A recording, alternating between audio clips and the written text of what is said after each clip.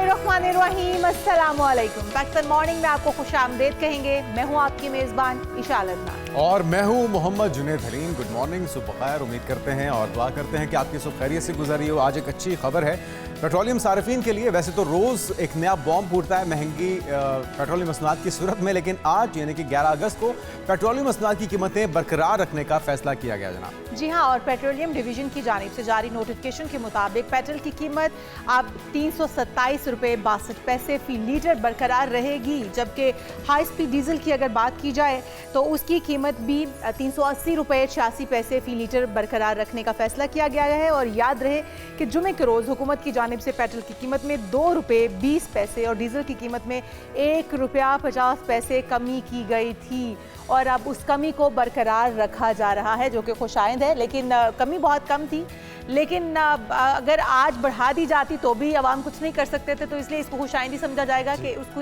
उन्हीं कीमतों को बरकरार रखा जा रहा है। और हाई स्पीड डीजल पर पेट्रोलियम लेवी में 81 पैसे फी लीटर इजाफा भी किया गया है। इसके बाद डीजल पर लेवी 73 रुपये 47 पैसे बढ़ाकर 74 रुपये 28 पैसे फी लीटर भी मुकर्रर कर दी गई है। तो ये उतार चढ़ाव मुसलसल जारी हैं और इसका खमियाजा अल्टीमेटली हमें, आपको, हम सभी को महंगाई की सूरत में बर्दाश्त करना पड़ रहा है। उम्मीद करते हैं इसका मुस्तकिल और एक परमानेंट हल निकाला जा सकेगा जिससे महंगाई को कंट्रोल किया जा सके। आगे बढ़ते हैं आज की टॉप 5 स्टोरीज की तरफ, जिसमें सबसे पहले हम तस्करा करेंगे अब तक की बड़ी डेवलपमेंट का। पाकिस्तान अरब और तुर्की के दरमियान होने वाला दिफाई मुआहिदा, जिससे इसराइल परेशान है। एक तो हमारे पड़ोस में बैठा हमारा पड़ोसी भारत भी परेशान है, और वो तमाम लोग परेशान हैं जो पाकिस्तान के खिलाफ साजिशों में मसरूफ थे या आगे आने वाले दिनों में कोई प्लान्स बना रहे थे।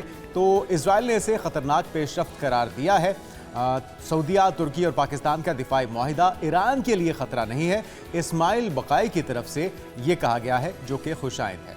जी हाँ, और उसके बाद बात होगी आज़ाद कश्मीर इंतखाबात की। तीसरे मरहले में बड़ा अपसेट, LA-14 से साबिक वज़ीर-ए-आज़म सरदार अतीक को शिकस्त का सामना करना पड़ा है। इस पर भी हम तफसील से आगे चल के जायजा लेंगे।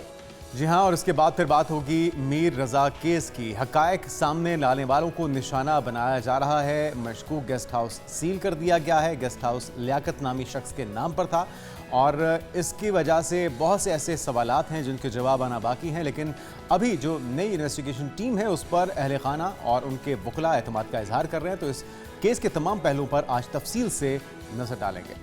उसके बाद बात होगी हम मशूले राह फाउंडेशन स्पेशल बच्चों की ज़िंदगी बदलने के मिशन पर गामजन है, और क्या कुछ हो रहा है वहाँ पर। इस फाउंडेशन के अंदर बच्चों को क्या कुछ सिखाया जाता है, बच्चों के लर्निंग स्किल्स को किस तरह से बढ़ाया जाता है, इस फाउंडेशन पर भी हम तफसील से बात करेंगे, और वो स्पेशल बच्चे भी हमारे साथ ही मौजूद होंगे। जी हाँ, और आखिर में बात होगी क्रिकेट की। कौमी टीम वेस्ट इंडीज़ के खिलाफ सीरीज़ बराबर करने के बाद अब इंग्लैंड पहुँच चुकी है। बड़ा इम्तिहान, बड़ी टीम, और देखते हैं कि इस जीत के तसलसल को कैसे जारी रखा जाता है।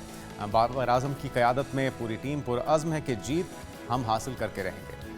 अब आ जाते हैं अपने प्रोग्राम की जानिब और आज के पहले टॉपिक की जानिब। तो नाज़रीन, पाकिस्तान, सऊदी अरब और तुर्किया के दरमियान होने वाले दिफाई मुआहिदे पर इसराइल ने तशवीश का इजहार करते हुए एक खतरनाक पेशरफ्त इसको करार दिया है। दूसरी जानिब अगर हम देखें तो ईरानी वज़ारत ख़ारजा के तर्जुमान इस्माइल बकाई ने वाज़ेह किया है कि सऊदी अरब, तुर्किया और पाकिस्तान के दरमियान जो दिफाई मुआहिदा है ईरान के खिलाफ नहीं, और तेहरान उसे अपने लिए ख़तरा नहीं समझता। और वज़ीर-ए-आज़म शहबाज शरीफ ने भी ये कहा है कि मक्का दिफाई मुआहिदे का मकसद कतई तौर पर जारहियत नहीं है, बल्कि तीनों ममालिक के दरमियान खित्ते में आमन, सलामती, खुशहाली को फ़रोग देना है। तो जो इस वक्त घबराए से हैं, वो भारत भी है, वो इसराइल भी है। उनकी घबराहट की वजह क्या है? और वो जस्टिफाइड लगती भी है, क्योंकि यही वो अनासर है जो कि ना सिर्फ इस खित्ते पाकिस्तान बल्कि इन तीन ममालिक और पूरी दुनिया के अमन के दर पर हैं और तकरीब कारी में पेश रहे हैं। तो इसी मौजू पर बात करने के लिए जिन शख्सियत को हमने दावत दी है, air marshal retired Saeed Mohammad Khan साहब, साबिक vice chief of air force, सफीर भी हैं, दिफाई तजियाकार भी हैं। खान साहब, आपको वेलकम कहेंगे पाकिस्तान मॉर्निंग में। और ये जो पेशरफ्त है यकीनी तौर पर बहुत ही खुशाइंद है। बाज़ लोग तो इसे मुस्लिम नेटो से भी तशबीह दे रहे हैं। आपके ख्याल में ये इक़दाम, इसकी ज़रूरत क्यों पेश आई इस दिफाई मुआहिदे की, और ये जो तशवीश है ये कितनी आपको लॉजिकल दिखाई देती है, क्योंकि यही तो वो शरपसंद अनासर है जो कि नहीं चाहते कि दुनिया में अमन हो, इस खित्ते में अमन हो। बिस्मिल्लाहिर्रहमानिर्रहीम। सबसे पहले तो Junaid and Eshal, thank you very much for inviting to today's programme. मेरे ख्याल में जहाँ तशवीश हो रही है वो बिल्कुल सही हो रही है। क्योंकि यही दो ममालिक हैं, इजराइल और इंडिया, जिन्होंने ना सिर्फ वेस्ट एशिया में बल्कि पूरे मुस्लिम ममालिक के अंदर एक जिसको कहते हैं कि एक यानी कि लड़ाई का माहौल पैदा किया हुआ है। अगर आप नोट करें कि पिछले 3-4 साल के अंदर इजराइल ने एटलीस्ट 10 इस्लामी ममालिक के साथ लड़ाई की है और पिछले 4 साल में उन्होंने तकरीबन 2.5 लाख मुसलमानों को सिर्फ गल्फ और मिडिल ईस्ट में मारा है। पिछले 3-4 दहाइयों से जब वेस्टर्न अलायंस ने गल्फ को एक तरीके से डिफेंस कवर देने का इरादा किया, तो जुनेद इस जगह जो है उन्होंने जो लोकल जिसको कहते हैं कि हेजेमोन था वो इजराइल बनाया और उन्होंने पूरी कोशिश की कि किसी तरीके से जो गल्फ कंट्रीज हैं वो वेस्टर्न वेपन्स तो खरीदें लेकिन अपनी कैपेबिलिटी को ना बढ़ाएं, ठीक है ना। और इसी वजह से आपने देखा कि इजराइल जब उसका दिल चाहता था, जिस मुल्क के ऊपर वो चाहता था, वो चढ़ दौड़ता। लेकिन स्लोली एंड ग्रेजुअली इस जंग ने दो चीजें मुस्लिम कंट्रीज को और खासतौर पे गल्फ कंट्रीज को बिल्कुल क्लियर कर दी। वन कि अमेरिका उनको फुल प्रूफ सिक्योरिटी नहीं दे सकता। नंबर 2 जो है कि इजराइल इस इलाके के अंदर पीसफुल तरीके से नहीं रहना चाहता। उसके एक्सपेंशनिस्ट डिजाइन्स हैं और तकरीबन हर मुस्लिम कंट्री जिसके साथ उसका बॉर्डर मिलता है वो उसके ऊपर एग्रेशन करके अपने बॉर्डर को बढ़ाना चाहता है। और मैं समझता हूं कि तीसरी चीज जो सबसे ज्यादा लोगों को क्लियर हो गई कि ईरान वो थ्रेट नहीं है जिसको थ्रेट बना के वेस्टर्न कंट्रीज ने ट्रिलियंस ऑफ डॉलर्स के वेपन्स गल्फ कंट्रीज को बेचे थे। सो इस जंग ने जब ये सारी चीजें क्लियर कर दी तो उसका नेचुरल रद्द अमल यही था कि लोगों ने इन कंट्रीज ने अपने अंदर देखना था और देखना था कि किस तरह इस इलाके में पीसफुल को एग्जिस्टेंस हो सकती है। सो मेरे ख्याल में जो ये ट्राइलेटरल मुआहदा है बाय डिजाइन नहीं हुआ, बाय डिफॉल्ट हुआ है, क्योंकि हालात ने मजबूर कर दिया सबको कि आप एक ऐसे मुआहदे की तरफ बढ़े जिसमें आप पीसफुली एक दूसरे के साथ रह सकें। खान साहब, लेकिन क्योंकि अगर एक मिनट एक इशू, लेकिन क्योंकि ये एक डिफेंसिव मुआहदा है इसलिए ये जो है ना ये बहुत इंपॉर्टेंट है कि जो एग्रेसर्स हैं इस इलाके के अंदर उनको एक क्लियर मैसेज मिल गया है कि क्या कहते हैं कि अगर उन्होंने इस इलाके के अंदर और ज्यादा कत्लो गारत करने की कोशिश की तो अब एक फोर्स है जो उनके मुकाबले पे खड़ी हुई। बिल्कुल सही। अच्छा, एक तो जिस तरह से आपने बताया कि अभी ये वक्त की ज़रूरत बन चुका था, जिस तरह के हालात पैदा हो चुके थे और इन ममालिक को भी समझ आ गई कि अब एक अलायंस बनना चाहिए। दीगर कौन कौन से ममालिक हैं जो कि इस मुस्लिम ममालिक इत्तेहाद के अंदर या इस मुआहदे के अंदर आ सकते हैं, क्योंकि ये खुला एक इन्विटेशन भी दिया गया है कि जो भी ममालिक इसमें शामिल होना चाहते हैं, इस अम्ब्रेला में आना चाहते हैं, वो आ सकते हैं। तो दीगर कौन से ममालिक हैं जिनका की तरफ तवक्को की जाए कि वो भी इसमें शामिल हो जाएंगे? और फिर दूसरा ये भी बताया गया कि अगर जिस तरह से ईरान भी कह रहा है कि हमें भी कोई तहफ़्फ़ुज़ात नहीं है और पाकिस्तान भी कह चुका है कि ये किसी एक मुल्क के ख़िलाफ़ नहीं है बल्कि ये एक इत्तेहाद है मुस्लिम ममालिक आपस में। और आप मुआहदे की अगर थोड़ी सी बारीकियों के ऊपर बात कर ली जाए तो इस मुआहदे में बेसिकली है क्या वाकई किसी के लिए कोई थ्रेट हो सकता है या नहीं हो सकता है? ये सिर्फ आपस में एक मुस्लिम ममालिक का मुआहदा है जो कि वक्त की ज़रूरत के मुताबिक जिस तरह आप भी कह रहे हैं कि होना ही था। देखिए, आपने 3 मेजर सवाल किए और मैं उनको उनका जवाब देने की कोशिश करता हूँ। देखिए, जैसे जैसे वक्त गुजर रहा है हम ये देख रहे हैं कि मुस्लिम ममालिक के अंदर इस मुआहदे की बड़ी पजीराई हो रही है। सो मैं एक्सपेक्ट करता हूँ कि मिस्र और कतर तो बहुत जल्द आप सुनेंगे कि इस मुआहदे के अंदर शामिल हो जाएंगे। सऊदी अरेबिया एक तरीके से मुस्लिम वर्ल्ड को लीड करता है। अगर ये मुआहदा जो है इसके ऊपर कोई इसके खिलाफ कोई मेजर यानी कि कंट्री खड़ी नहीं हुई, जो कि अभी खड़ी होती हुई नजर नहीं आ रही। ईरान के साथ अमेरिका ने भी इस मुआहदे को यानी कि पसंदीदगी की निगाह से देखा है। चाइना और रशिया ने भी इस मुआहदे को बहुत यानी कि उसके बारे में अच्छे अल्फाज से कमेंट्स दिए हैं। सो मैं ये समझता हूं कि आप स्लोली एंड ग्रेजुअली देखेंगे कि वो सारी कंट्रीज जो कि क्या कहते हैं इस इलाके के हेजेमोन जो इजराइल है उससे अफेक्टेड हैं, वो इस मुआहदे का हिस्सा बनने की कोशिश करेंगी। हाँ, जैसे अभी हमने कहा मिस्र और कतर, फिर आप देखिएगा कि सीरिया, लेबनान, इराक, यूएई, ये सारी कंट्रीज जो हैं ये सब इस मुआहदे का हिस्सा बनना चाहेंगी, क्योंकि जिस तरह मैंने आपसे पहले अर्ज किया कि ये सारी कंट्रीज हैं, इनके पास वेपन्स तो हैं, इन्होंने पैसा है क्योंकि इनके पास था तो इन्होंने वेस्टर्न और अमेरिकन वेपन्स तो खरीद लिए, लेकिन इन्होंने अपनी डिफेंस फोर्सेस को इस तरह बिल्डअप नहीं किया कि वो इजराइल के खिलाफ खड़ी हो सके। और सो मेरे ख्याल में कि ये मुआहदा बहुत जल्द एक बहुत बड़े मुआहदे में तब्दील हो जाएगा, लेकिन हमें इस चीज को भी समझना चाहिए कि ये मुआहदा कोई किसी के खिलाफ जंग करने के लिए नहीं बनाया गया, ये मुआहदा जंग को अवॉइड करने के लिए बनाया गया। देखिए, किसी भी मुसलमान मुल्क ने पिछले 25 साल में ना एक दूसरे के ऊपर और ना ही इस इलाके के जो नॉन मुस्लिम स्टेट्स हैं उनके ऊपर अटैक करने की कोशिश की है। मुसलमानों ने नहीं की, लेकिन मुसलमानों के ऊपर अटैक हुआ है। अगर आप आज भी गूगल करें ईशल, तो आप देखेंगे कि पिछले 25 साल में गल्फ यानी कि गल्फ और मीना के इलाके के अंदर तकरीबन 47 लाख मुस्लिम्स को मारा गया। ठीक है ना, सिर्फ 2 साल के अंदर 1 लाख के करीब पैलेस्टीनियंस को गाजा में शहीद किया गया। ठीक है ना, और ये जो है ना, इसने इस पूरे इलाके की सोच को तब्दील करके रख दिया। सो ये मुआहदा जो है ये बेसिकली एक शो ऑफ फोर्स है कि मुस्लिम ममालिक की जो 3 बेहतरीन कंट्रीज हैं, जिनके पास पैसा भी है, जिनके पास अस्करी ताकत भी है और जिनके पास इंडस्ट्रियल बेस भी है अपने कदमों पे खड़े होने के लिए, जब ये तीनों मिल जाती हैं तो ये एक बहुत बड़ी फोर्स बन जाती हैं उसके लिए जो इस इलाके के अंदर एक्सपेंशनिस्ट डिजाइन रखता है।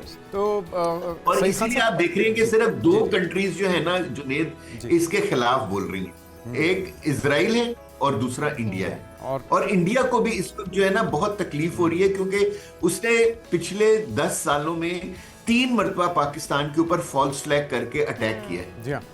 और अब जो है वो अभी भी उनके ये ख्वाहिश थी, अगर आप सुने कि प्राइम मिनिस्टर मोदी हमेशा ये थ्रेटन कर रहे होते हैं कि जी के हम पाकिस्तान के ऊपर दोबारा अटैक करेंगे, लेकिन अब वो अटैक करने से पहले 10 मरतबा सोचेंगे, क्योंकि सऊदी अरेबिया और तुर्की दोनों के साथ उनके बहुत ताल्लुकात हैं और सऊदी अरेबिया ने बहुत सारी इन्वेस्टमेंट इंडिया में की हुई है। सो अगर सऊदी अरेबिया से हम मदद मांगे और Saudi Arabia I am sure के अपने इन्फ्लुएंस को इस्तेमाल करेगा कि वो इंडिया को मजबूर करेगा कि वो ना हमारे बॉर्डर को डिस्टेबलाइज करे और ना अफगानिस्तान के थ्रू वेस्टर्न बॉर्डर को डिस्टेबलाइज। अच्छा, ये एक बड़ा चैलेंज भी तो होगा खान साहब, क्योंकि 10 मई को भी हमने देखा कि जब खुल के तुर्की ने हमारा साथ दिया तो बड़ा प्रॉब्लम हुई थी भारत में, इवन कि अपने टूरिस्ट को भी वहाँ पे जाने से मना किया गया, उनकी प्रोडक्ट्स का बाइकआउट करने की बात हुई, एक पूरी कैंपेन चली उनके गोदी मीडिया पर भी तुर्की के खिलाफ। अभी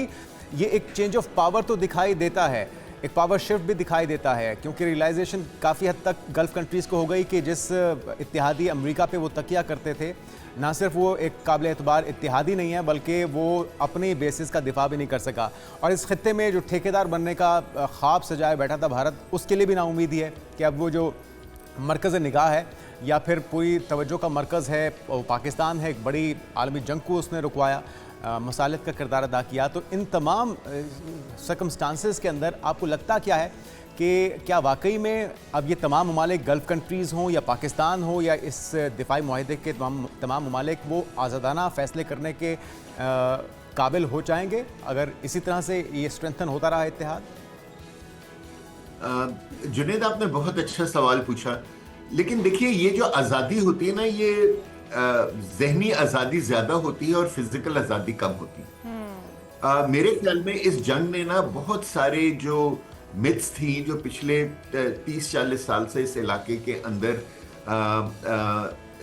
बनाई गई थी, उन मिथ्स को तोड़ दिया है।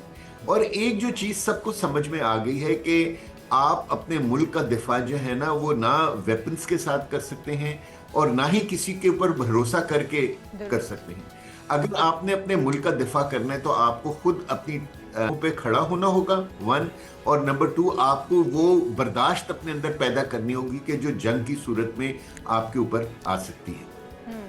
तीसरी चीज ये है कि इस इलाके के अंदर अब लोगों को ये भी समझ में आ रहा है कि ये जो पिछले 30-40 साल में मुसलमानों के अंदर जो डिफरेंसेस पैदा किए गए थे, बेशक वो एथनिक डिवाइड्स हो या सेक्टेरियन डिवाइड्स हो, वो जानबूझ के पैदा की गई थी। और अगर हमने इस इलाके के अंदर पीसफुल को एग्जिस्टेंस करनी है तो हमें एक दूसरे के साथ ऐसे मुआहदे करने होंगे ताकि हम अपनी सरजमीन को दूसरों के खिलाफ इस्तेमाल ना होने दें। सो मेरे ख्याल में ये जो है ना, इस जंग ने बहुत सारे ममालिक को, खासतौर पे गल्फ और मिडिल ईस्टर्न कंट्रीज को बहुत सारी अकल दी है। और अब हम ये जो नए अलायंसेस देख रहे हैं, ये उस नई सोच की अक्कासी कर रही है। और मेरे ख्याल में अगर एक कंट्री जो इस वक्त सब कंट्रीज को एक्सेप्टेबल है, बेशक वो अरबी हो, बेशक वो अजमी हो, बेशक वो सुन्नी कंट्रीज हो, बेशक वो शिया कंट्रीज हो, वो पाकिस्तान। दुरुस्त। अच्छा खान साहब, थोड़ा सा मैं ये देख रहा हूं कि पाकिस्तान का आगे बहुत इंपॉर्टेंट रोल होगा इस इलाके के अंदर स्टेबिलिटी कायम करने के। इंशाल्लाह। खान साहब, अगर हम थोड़ा सा ईरान अमेरिका कशीदगी पर आ जाएं तो अभी भी कशीदगी यूं की तू बरकरार है। और अभी हमने देखा कि अमेरिका की जानिब से एक नया मुतालबा सामने आया है। वो कहते हैं जो भी अमेरिकी जानी नुकसान हुआ है उसका हर्जाना ईरान को भरना होगा। अगर ईरान दावा कर सकता है हर्जाने का तो फिर अमेरिका भी कर सकता है। पहली बात तो ये कि मुसल्लत ही जंग अमेरिका की जानिब से की जाती है और शायद उनकी ख्वाहिश भी यही है कि बॉडी बैग्स रिसीव हों ताकि दोबारा से अपनी साख को बरकरार किया जा सके, या एक सिंपैथी गेन की जा सके, या लोगों को बताया जा सके कि देखें ईरान कितना नुकसानदेह है अमेरिका के लिए, जिसकी वजह से हम ये जंग कर रहे हैं। तो अगर यही आपकी ख्वाहिश थी और अब बॉडी बैग्स गए हैं, कुछ फौजी इसमें मारे गए हैं जिनको आपने खुद वहाँ पर फेंका ईरान के सामने, तो उसके बाद अब ईरान से हर्जाने की तवक्को करना और हर्जाना उनसे वसूल करना, जबकि आपने उनकी तमाम असासे मुंजमद कर रखे हैं, उनके ऊपर हर तरह की पाबंदियां लगा रखी हैं, तो क्या ये मुतालिबा इस वक्त मुज़हिका खेज़ है, दुरुस्त है? क्या समझते हैं आप, ये मुतालिबा हो पाएगा उनका पूरा, और ये कशीदगी यूं ही बरकरार कब तक रह सकती है? देखिए ईशल, आपने बहुत सही लफ्ज इस्तेमाल किया, मुज़हिका खेज़। ठीक है ना, ये वाकई मुज़हिका खेज़ है। जो जिसने अटैक किया है, जो अग्रेसर है, वो विक्टिम से कह रहे हैं कि जी के क्योंकि मैंने तुम्हें अटैक किया और तुमने अपने डिफेंस में मेरे कुछ बंदे मार दिए हैं, तो तुम उनका हर्जाना मुझे दो। ये प्रेसिडेंट ट्रंप मेरे ख्याल जब रोजाना सुबह उठते हैं उनके दिमाग में जो आता है वो बोल देते हैं या वो एक्सियोस के ऊपर लिख देते हैं। मेरे ख्याल अब दुनिया ने भी उनको सीरियसली लेना छोड़ दिया है। लेकिन एक चीज रोजे बिल्कुल आया है हर एक के ऊपर कि अमेरिका जो है वो इस इलाके से अब निकलना चाह रहा है, और वो ये चाह रहा है कि किसी तरीके से मुझे कोई एक ऐसा नोशन मिल जाए जो क्या कहते हैं मैं उसको अपनी विक्ट्री के तौर पे अपने लोगों को दिखला सकूं। और अब उन्होंने अपनी डिमांड जो है ना वो बहुत ही कम कर दी है कि किसी तरीके से स्ट्रेट ऑफ हॉर्मुज को खोल दिया जाए। ईरान को इस चीज का एहसास हो गया है कि अमेरिका फंस चुका है और अब वो निकलना चाह रहे हैं, इसलिए वो भी अपनी डिमांड्स को बढ़ाते चले जा रहे हैं। लेकिन मैं इसको देखता हूं कि ये वो मैक्सिमलिस्ट पोजीशंस हैं जो दो कॉम्बैटेंट्स हैं वो लेते हैं नेगोशिएशंस शुरू करने से पहले। सो मेरे ख्याल में पाकिस्तान, तुर्की और कतर जब इसके अंदर सालिस के तौर पे नेगोशिएशंस शुरू कराएंगे तो एक मिडिल ग्राउंड मिल जाएगा। अगर आप ईरान के वो जो 6 पॉइंट्स भी देखें ईशल, जो 2 दिन पहले ईरान ने शेयर किए थे अमेरिका के साथ कि जी कि ये हमारे 6 पॉइंट्स हैं, उसमें जो है ना वो ज्यादातर वो पॉइंट्स थे जो इस्लामाबाद MOU में ऑलरेडी एड्रेस हो चुके थे। सो मेरे ख्याल में ईरान सिर्फ एक एडिशनल चीज चाहेगा, और वो ये चाहेगा कि जो वॉर है वो ना सिर्फ इस थिएटर में रुके बल्कि इस इलाके में जहां जहां जंग हो रही है, फॉर एग्जांपल जहां लेबनान में जंग हो रही है या इराक में जंग हो रही है या यमन में जंग हो रही है, वहां भी ये जो है ना ये सारे जो है ना ये जंगें रोक दी जाए एक ही मुआहदे के अंडर। सो मेरे ख्याल वही एक एडिशनल चीज होगी और वही हम देखेंगे कि एक नया मुआहदा सामने आएगा, लेकिन वो it will be a refined shape of the Islamabad MOU। In the short term जो जिसको कहते हैं शॉर्ट टर्म डिफेंस स्ट्रेटजी के अंदर के जी के आज कल में क्या होगा। तो मैं ये समझता हूं कि ईरान को भी अब ये एहसास हो गया है कि अगर उसने आगे चलना है तो उसको गल्फ कंट्रीज को अपने साथ रखना होगा, और गल्फ कंट्रीज को साथ रखने के लिए जरूरी है कि स्ट्रेट ऑफ हॉर्मुज और बाबुल मंदब को खोला जाए, लोगों को तिजारत करने की इजाजत दी जाए। तो मेरा ख्याल है कि विद इन दिस वीक हम ये देखेंगे कि ये दोनों स्ट्रेट्स खुल जाएंगी, बट जो फाइनल मुआहिदा होने में 2-3 महीने लग जाएंगे, लेकिन वो मुआहिदा वही होगा जो हम इस्लामाबाद MOU की शेप में। अच्छा, अगर ये मुआहिदा हो जाता है सईद खान साहब, तो फिर क्या ये इम्कान भी है कि इसी दिफाई मुआहिदे का, जिसमें अभी 3 ममालिक हैं, दीगर गल्फ ममालिक के साथ ईरान भी इसका हिस्सा बन जाए? क्योंकि जिस तरह मार्का हक में पाकिस्तान ने अपने से कई गुना बड़े जारहाना दुश्मन को जो है सबक सिखाया था, उसी तरह से सुपर पावर को सबक अभी दिखाया जा रहा है सरप्राइजेस की सूरत में मुसलसल ईरान की तरफ से। तो इस इत्तेहाद को मज़ीद स्ट्रेंथन करने के लिए ईरान का शामिल होना कितना ज़रूरी है? बहुत ज़रूरी है Junaid, it is very important, क्योंकि देखिए मुसलमानों के दरमियान तफरीक सिर्फ 2 वजूहात के ऊपर की गई थी। एक अरबी अजमी डिवाइड थी और एक शिया सुन्नी डिवाइड थी। सुन्नी इस्लाम को जो है वो सऊदी अरेबिया लीड करता है और शिया इस्लाम को ईरान लीड करता है। अगर ये दोनों एक मुआहिदे के अंदर शामिल हो जाते हैं या एक नया मुआहिदा कर लेते हैं जो कि ईरान ने ऑलरेडी प्रपोज किया हुआ है कि path of non aggression with each other, ठीक है ना। अगर ये एक नया मुआहिदा कर लेते हैं जिसमें ये एक दूसरे के खिलाफ कोई जहराना एक्टिविटीज नहीं करते, तो मेरा ख्याल मुस्लिम दुनिया के लिए इससे बेहतर कोई चीज हो नहीं सकती। देखिए, कोई आपको 2 भाइयों को उस वक्त तक नहीं लड़ा सकता जब तक दोनों भाई खुद लड़ना ना चाहे, ठीक है। और अगर ये दोनों कंट्रीज एक मुआहिदे के नीचे आ जाती हैं, तो जो इनकी सैटेलाइट कंट्रीज हैं वो भी उस मुआहिदे के नीचे आ जाएंगे और एक तरह से एक इत्तेहाद पैदा हो जाएगा। और अब मुसलमानों को एहसास हो गया है कि मुसलमान अगर इत्तेहाद में रहेंगे तो ही बका है, और अगर उन्होंने एक दूसरे के खिलाफ लड़ते रहे तो जिस तरह कहते हैं ना वो यहूदो हनूद ने इस वक्त उनकी हालत की हुई है, आगे वाले दिनों में उनकी हालत इससे भी बुरी हो जाएगी, ठीक है ना। सो मेरा ख्याल है कि जो हालात हैं वो मुसलमानों को मजबूर कर रहे हैं, एंड मैं आपकी तरह दुआगो हूं कि अल्लाह करे कि इस तरह की कोई चीज हो कि सऊदी अरेबिया और ईरान एक मुआहिदे का हिस्सा बन जाए। सही। अच्छा खान साहब, अगर हम देखें तो अमेरिका के पास इस वक्त जो असलहा है वो भी ख़त्म हो रहा है, उनके पास उनकी टेक्नोलॉजी भी और तमाम वेपन्स कम होते चले जा रहे हैं, जिसका इजहार खुद जो है वो सेंटकॉम कर रहा है कि हमारे पास अब उस तरह से कैपेसिटी नहीं रही है। तो अमेरिका अगर चाहे, क्योंकि ये बताया जाता है, कहा जाता है माहिरीन की जानिब से कि जो अगस्त है ये बड़ा इंपॉर्टेंट है, अगस्त के अंदर अमेरिका कोई बड़ा हमला भी कर सकता है। जिस तरह का बयानात अगर ना भी लिए जाएँ सीरियस डोनाल्ड ट्रंप के, तो वो फिर भी अहमियत तो रखते हैं। तो क्या आप समझते हैं कि कोई बड़ा हमला हो सकता है अमेरिका की जानिब से इस सिचुएशन के अंदर भी, जब उनके पास हथियार भी, लॉजिस्टिक्स भी ऑलमोस्ट ख़त्म होने पे हैं?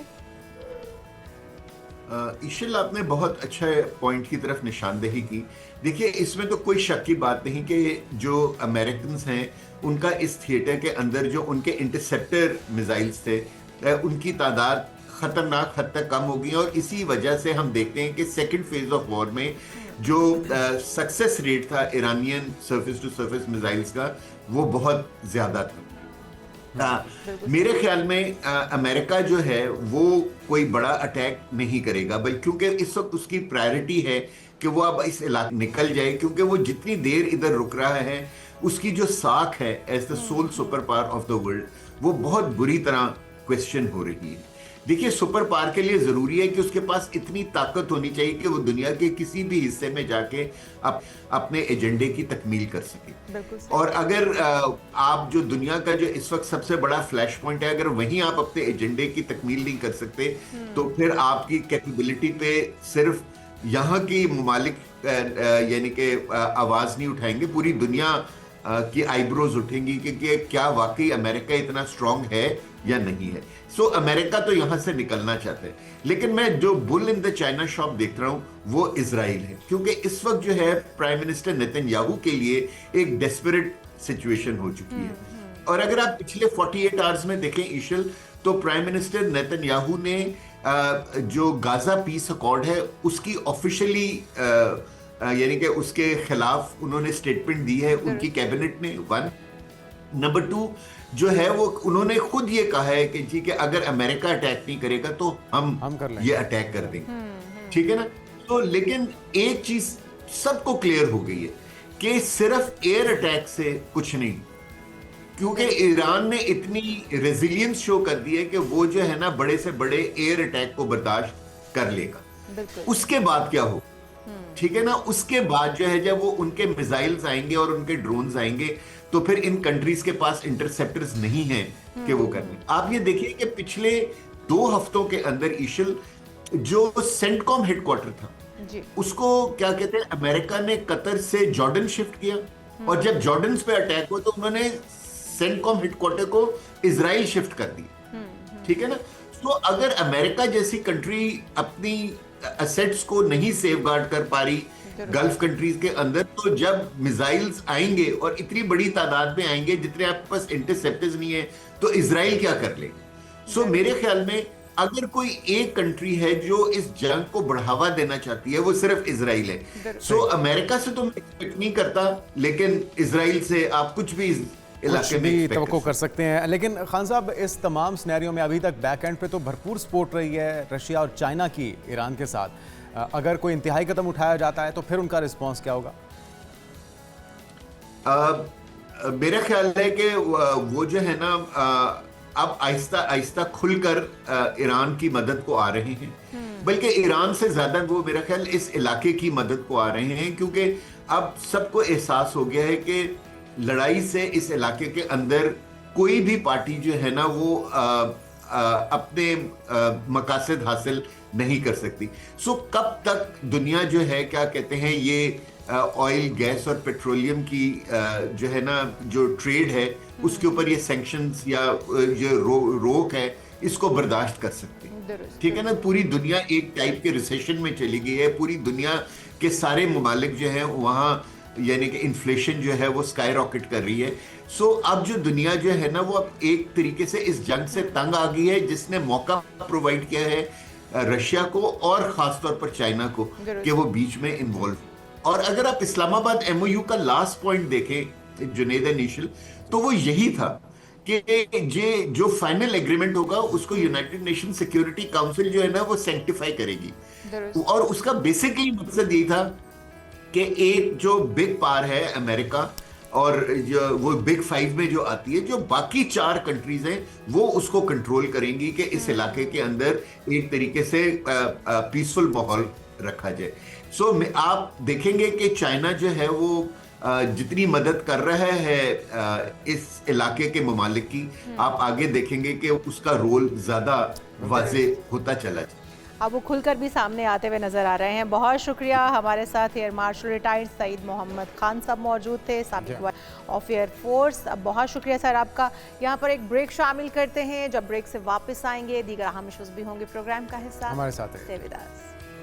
Welcome back. आज़ाद कश्मीर इंतखाबात के तीसरे मरहले में बड़ा अपसेट हो चुका है। LA-14 से साबिक वज़ीर-ए-आज़म सरदार अतीक को शिकस्त हुई है और जम्मू कश्मीर अवामी दस्तोबाजू के साजिद इकबाल हैं जो कि 40,774 वोट लेकर कामयाब हुए हैं। तो गैर हतमी गैर सरकारी नताइज के मुताबिक मुस्लिम कॉन्फ्रेंस के सरदार अतीक 19,234 वोट लेकर दूसरे नंबर पर हैं, जबकि LA-17 से पीपल्स पार्टी ने मैदान मार लिया है और फैसल मुमताज राठौर 31,839 वोट लेकर जीत गए हैं। मुस्लिम लीग नून के मोहसिन अजीज 28,975 वोट लेकर दूसरे नंबर पर हैं। LA-15 बाग 2 से पीपल्स पार्टी के ज़ियाउल कमर 17,025 वोट लेकर आगे हैं और मुस्लिम लीग नून के मुश्ताक मिनहास दूसरे नंबर पर हैं। अभी हम देख रहे हैं कि कुछ ऐसी सीटें भी हैं जहां पर पीपल्स पार्टी ने मैदान मारा है, कुछ ऐसी सीटें जहां पर मुस्लिम लीग नून है। तो इसी पर बात करने के लिए हमारे नुमाइंदे और राजा शुएब हमारे साथ मौजूद होंगे नुमाइंदा आज़ाद कश्मीर से, और साथ ही साथ हमारे साथ तारिक फारूक साहब होंगे रहनुमा मुस्लिम लीग नून आज़ाद कश्मीर से। तो सबसे पहले अपने नुमाइंदे की जानिब आते हैं, वहाँ की सूरत हाल जानते हैं, फिर उसके बाद आ जाएंगे हम तारिक फारूक साहब की तरफ। तो राजा शुएब आप बताइएगा, पोलिंग जो आपने देखी, जो आपके मुताबिक वहाँ पर किस तरह का पोलिंग का निज़ाम रहा? शफाफ रहा, पुरअमन रहा, कहीं धांधली के इल्ज़ामात तो नहीं लगे, कहीं पर बैलेट पेपर तो चोरी नहीं हुए, मुकम्मल तौर पर शफाफियत थी इन इंतखाबात में?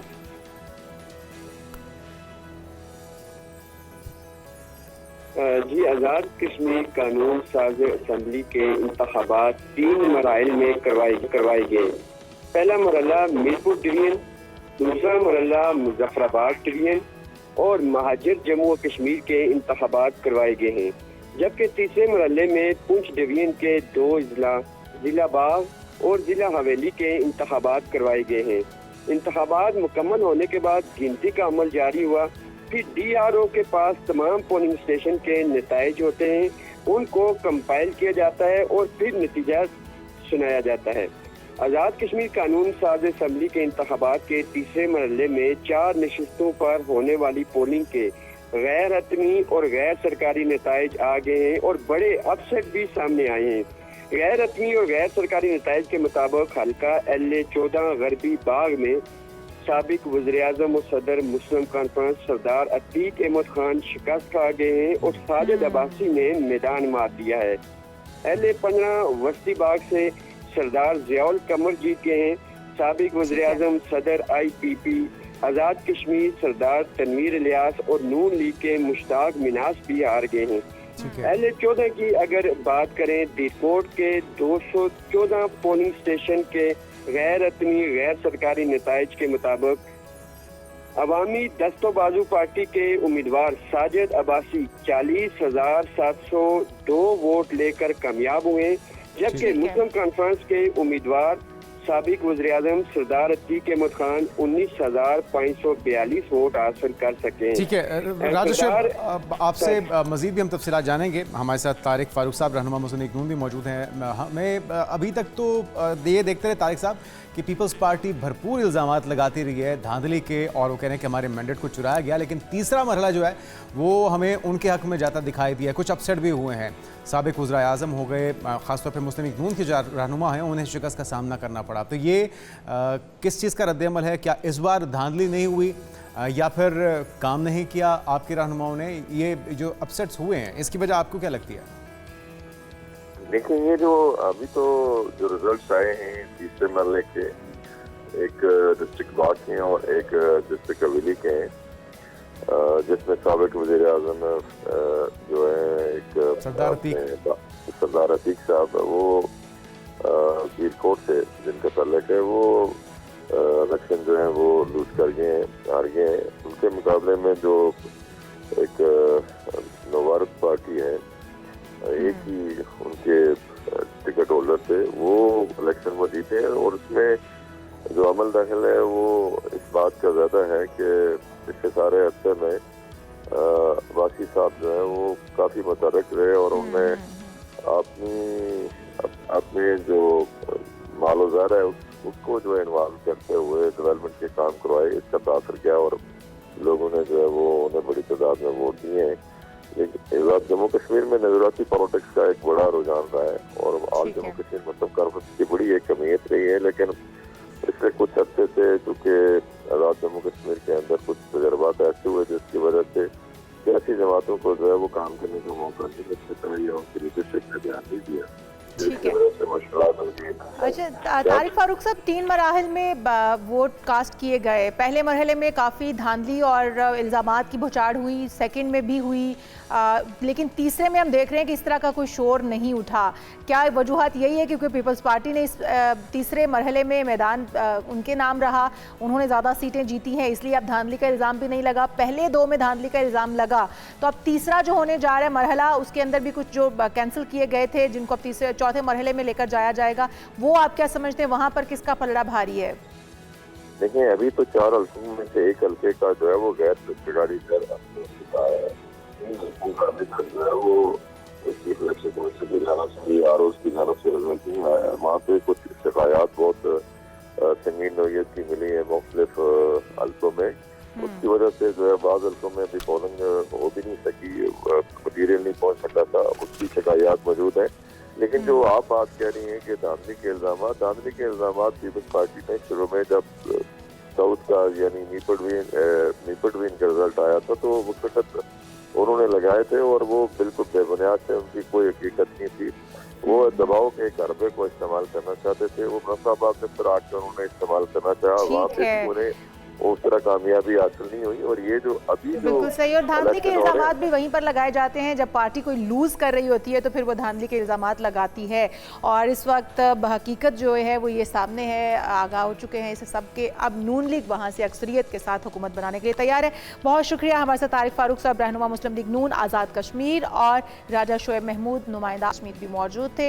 यहाँ पर एक ब्रेक शामिल करें। जी हाँ, हेडलाइंस का वक्त है, ब्रेक शामिल करेंगे। उसके बाद फिर हम मशअल राह फाउंडेशन, उनके मुंतज़मीन और वहाँ के बच्चे हमारे साथ होंगे, किस तरह से ये इदारा चल रहा है। एक ब्रेक के बाद इस पर बात करें। Stay with us. नाज़रीन, वेलकम बैक। अभी का हमारा सेगमेंट बहुत ही ख़ास है क्योंकि हम मशअल राह फाउंडेशन खुसूसी बच्चों की ज़िंदगी बदलने के मिशन पर गामजन है। पहले भी हमने इनको मदऊ किया और अभी आज़ादी का महीना है, किस तरह से ख़ास अंदाज में, यादगार अंदाज में इस बार सेलिब्रेट किया जा रहा है आज़ादी को, ये हम उन्हीं से जानेंगे। लेकिन सिर्फ बच्चों की तालीम और तरबियत यहाँ पर नहीं होती, बल्कि मुख्तलिफ अमली हुनर भी उन्हें सिखाए जाते हैं और ज़िंदगी में आने वाले चैलेंजेस के लिए उन्हें तैयार किया जाता है। बिल्कुल, ताकि वो मुस्तकबिल में बाइज़्ज़त बावकार ज़िंदगी गुजार सके। हम मशअल राह फाउंडेशन खुसूसी अफराद की सलाहियतों को उजागर करने और उन्हें मुआशरे का हिस्सा बनाने के लिए भरपूर किरदार अदा कर रहा है। और हमारा यहाँ पर बैठे हुए आज मकसद भी यही है कि उनको अप्रिशिएट किया जा सके, उनकी जो अभी तक वो कोशिशें कर रहे हैं उसमें हम भी अपना हाथ बटा सकें, हम भी अपना हिस्सा डाल सकें। यहाँ जो हर बच्चा है उसकी सलाहियत, ज़रूरत को मद्देनज़र रखते हुए उसकी तरबियत की जाती है। और ये शुरुआत की है एक माँ ने जिसके खुद बच्चे जो थे वो स्पेशल नीड बच्चे थे, स्पेशल बच्चे थे जिनके साथ उन्होंने इस सफ़र का आगाज़ किया। तो उनसे जानेंगे कि इस सफ़र का आगाज़ कैसे हुआ, किन मुश्किलात का सामना करना पड़ा और फिर किस तरह से हिम्मत से वो डटी रही और आज वो बहुत सारे बच्चों को साथ लेकर चल रही हैं, बहुत सारे बच्चों की माँ का किरदार भी अदा कर रही हैं। तो हमारे साथ मौजूद हैं आमना आफ्ताब, बानी है हम मशअल राह फाउंडेशन स्टूडियो में हमारे साथ मौजूद है। वेलकम टू शो कहेंगे आमना साहिबा आपको। और आमना साहिबा के साथ ही हमारे साथ मौजूद हैं उनकी साहबजादी मानूर और उनका साहबजादा ताहा, और हमारे साथ एक और माशाल्लाह से बहुत प्यारा बेटा हमाद, और उनके साथ हैं आमना हमारे साथ मौजूद। आप सबको वेलकम कहेंगे शो में। और सबसे पहले आमना साहिबा आपकी तरफ आऊँगी। मुश्किल सफ़र रहा होगा, लेकिन चैलेंजेस क्या कुछ रहे आपकी ज़िंदगी में? फैमिली सपोर्ट, हस्बैंड सपोर्ट, और वो सारे जो सोसाइटी सपोर्ट भी एक बड़ी मैटर करती है जब आपको कहीं पर मूव करना है, अपने स्पेशल बच्चों के साथ जाना है। वो जर्नी हमारे साथ शेयर कीजिएगा, फिर शुरुआत कैसे हुई इस फाउंडेशन की? सबसे पहले तो शुक्रिया कि आपने हम सबको इनवाइट किया और हमारे बच्चे 2 दिन से बहुत एक्साइटेड थे कि उन्होंने आज आना है। किसी भी सफ़र का आगाज़ जो एक इंस्पिरेशन होती है वो मेरा ख़्याल है फेलियर से शुरू होती है। ये एक मज़ेदार बात है कि कोई भी सक्सेस एक फेलियर से शुरू होती है, डिप्रेशन से शुरू होती है। कोई भी माँ ये नहीं चाहती कि उसके पास कोई ऐसा बच्चा आए जो कभी ज़िंदगी में चल ना सके, बोल ना सके। हर माँ की अपनी प्लानिंग होती है। मैं भी सारी आम माँओं की तरह काफ़ी सारी प्लानिंग्स में थी। अल्लाह ताला ने कुछ और ही सोच रखा था मेरे लिए। अल्हम्दुलिल्लाह जिस हाल में भी रखा अल्लाह ताला ने, लेकिन उस वक्त वो जो डिप्रेशन था, फिर जो सोसाइटी की बातें थी, बहुत मैंने ऐसे जुमले सुने, ख़राब बच्चे पैदा करने वाली। फिर मैंने ये भी सुना कि पता नहीं कौन से तुमने गुनाह किए हैं, तुम अल्लाह से माफ़ी मांगा करो, और बहुत कुछ। बच्चों के फादर ने भी उनको डिसोन कर दिया। और मुझे ये था कि जब आपकी एक्सेप्टेंस नहीं होती घर से, तो मुझे था कि मैं कुछ ऐसा करूं अपने बाकी मुल्क के बच्चों के लिए कि सबसे पहले एक्सेप्टेंस पे काम करूं। जब मैंने एक्सेप्टेंस से शुरू किया तो मुझे लगा कि शायद लोग सही कहते हैं कि ये बच्चे बोझ हैं, क्योंकि जो काम एक नेशन को, एक गवर्नमेंट को, एक पूरी सोसाइटी को करना चाहिए, ब्रिजिंग का काम या एक्सेप्टेंस का काम, वो नहीं हुआ हुआ था।